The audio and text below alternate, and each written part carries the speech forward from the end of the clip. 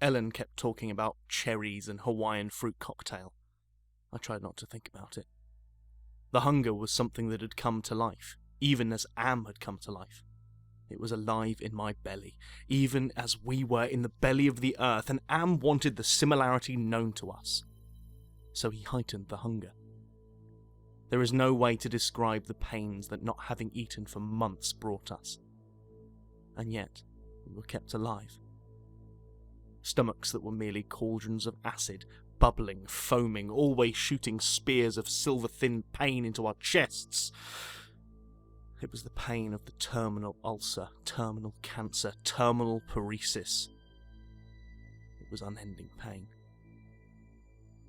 And we passed through the cavern of rats, and we passed through the path of boiling steam, and we passed through the country of the blind, and we passed through the vale of tears, and we came, finally, to the ice caverns. Horizonless, thousands of miles in which the ice had formed in blue and silver flashes, where novas lived in the glass. The down-dropping stalactites, as thick and glorious as diamonds, that had been made to run like jelly and then solidified in graceful eternities of smooth, sharp perfection. We saw the stack of canned goods and we tried to run to them. We fell in the snow, and we got up and went on, and Benny shoved us away and went at them, and pawed at them, and gummed them, and gnawed at them, but he could not open them! Because Am had not given us a tool to open the cans.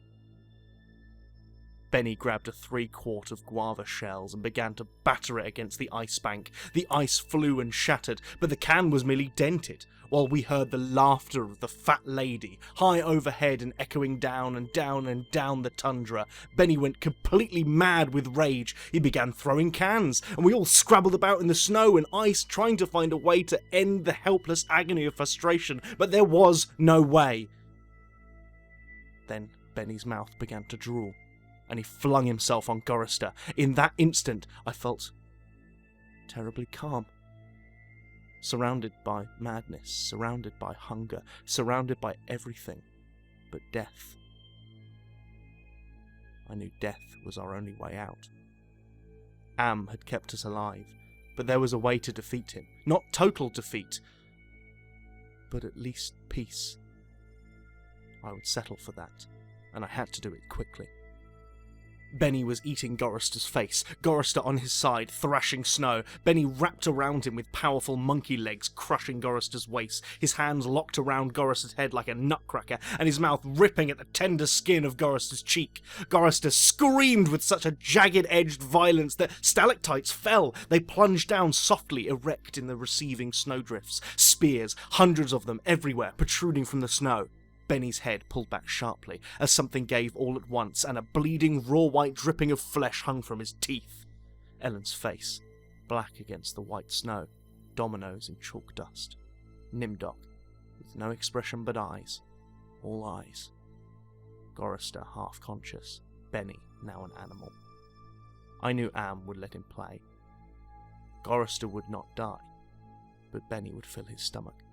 I turned half to my right and drew a huge ice spear from the snow.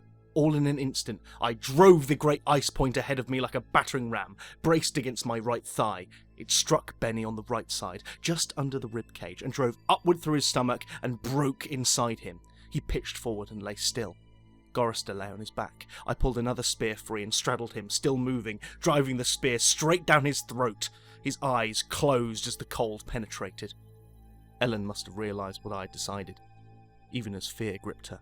She ran at Nimdok with a short icicle as he screamed and into his mouth, and the force of her rush did the job. His head jerked sharply as if it had been nailed to the snow crust behind him, all in an instant. There was an eternity beat of soundless anticipation. I could hear Am draw his breath. His toys had been taken from him. 3 of them were dead, could not be revived. He could keep us alive by his strength and talent, but he was not God. He could not bring them back. Ellen looked at me, her ebony features stark against the snow that surrounded us. There was fear and pleading in her manner, the way she held herself ready. I knew we only had a heartbeat before Am would stop us. I struck her, and she folded towards me, bleeding from the mouth. I could not read meaning into her expression. The pain had been too great, had contorted her face. But it might have been thank you. It's possible. Please. Some hundreds of years may have passed. I don't know. Am has been having fun for some time, accelerating and slowing my time sense. I will say the word now. Now. It took me 10 months to say now. I don't know. I think it has been some hundreds of years. He was furious. He wouldn't let me bury them. It didn't matter. There was no way to dig up the deck plates. He dried up the snow. He brought the night. He roared and sent locusts. It didn't do a thing. They stayed dead. I'd had him. He was furious. I had thought Am hated me before. I was wrong.